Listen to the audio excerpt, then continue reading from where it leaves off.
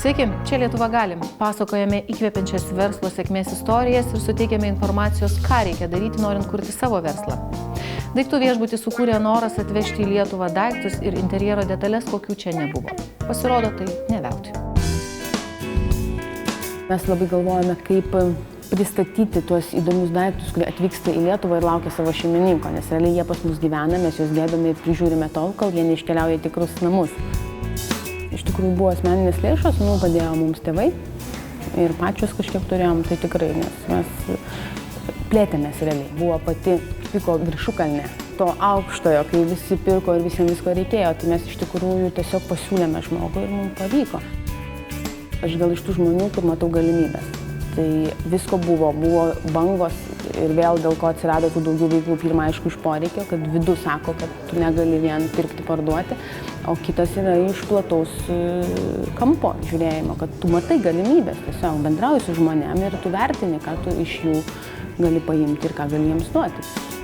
Reikia pasverti ne tik tai savo produkto ar savo daromo verslo galimybės, bet ir savo kaip asmenybės. Kiekvienas verslas labai reikalauja didelio psichologinio pasiruošimo greičiausiai, arba jis turi būti įgimtas. Tu turi suvokti save situacijose. Vienam gali lygiai tas pats verslas visiškai nepasisekti, o kitam labai pasisekti. Dėl to, kad jisai to tiki, o kitas daro, nes pasiskaičiavo, skaičiai parodė, o po to žiūri, kad skaičiai yra ne viskas, jeigu žmonės neateina, ypač pardavimo srityje.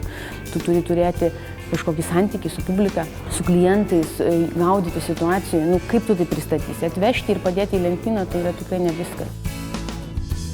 Iš tikrųjų pasitvirtino, nes yra segmentas žmonių, kurie labai mums dėkoja ir iki dabar labai džiaugiasi, kad atsirado kažkas įdomesnio, kad atsirado kažkas kokybiško, kad žiūri ne į pirkti, parduoti sistemą, o kaip sukurti, kaip pristatyti, kaip parodyti žmogui daiktą, kaip parinkti, ko jam reikia. Tai iš tikrųjų pasitvirtino. Verslo pradžiai reikia lėšų ir partnerių, kur ir kaip jų ieškoti, eksperto komentaras. Įmonę reikėtų kurti tik tada, kai esam pasiruošę, padarę visus namų darbus, kadangi taip mes paprasčiausiai būsime efektyvesni, nes yra įmonės palaikymo kaštai, kurie mums kainuoja.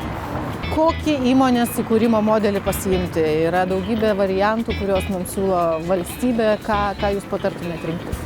Sakyčiau, tai labai priklausys nuo verslo. Jeigu tai yra labai individualu, kažkas asmeniško, ir kai mes nesitikim, kad turėsim samdomų darbuotojų, pavyzdžiui, tai yra psichologas, teisininkas ar panašios profesijos, galbūt užteks ir verslo liudijimo. Kažkokiam didesniam verslui siūloma turėti individualias įmonės, tačiau individuali įmonė turi vieną, sakyčiau, didelę riziką. Tai yra tai, kad verslui nepasisekus, įmonės akcininkas ar savininkas bus pilnai atsakingas savo turtu. Uždaroji akcinė bendrovė reikalauja minimalaus įstatinio kapitalo, tai yra 10 000 litų, tačiau tai yra pati populiariausia verslo organizavimo forma smulkiam ar vidutiniam verslui daryti.